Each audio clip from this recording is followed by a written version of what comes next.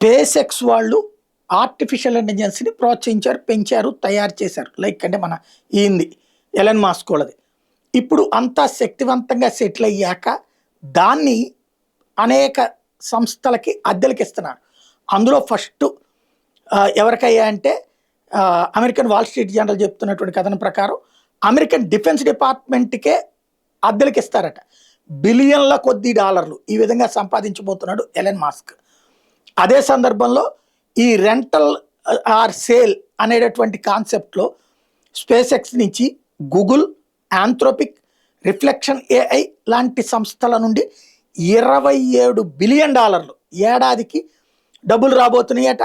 ఆ విధంగా వాళ్ళ దగ్గర నుంచి కూడా డబ్బులు సంపాదించబోతుంటాం. రెండవ కీలకమైనటువంటి అంశం, గూగుల్ అయితే ఏకంగా $920 మిలియన్ నెలకి ఇవ్వబోతోందట 2029 అక్టోబర్ నుంచి స్పేస్ ఎక్స్కి. పెంటగాన్ వచ్చేటప్పటికి స్పేస్ ఎక్స్కి భారీ ఎత్తునే పే చేయడానికి రెడీ అవుతుంది. అంకె ఎంతో బయటపడలేదు.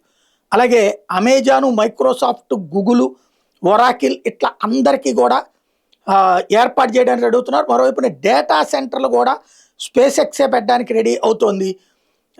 ఓవరాల్గా చూసుకుంటే ఏఐని అడ్డు పెట్టుకుని భారీగా సంపాదించబోతుంది స్పేస్ ఎక్స్.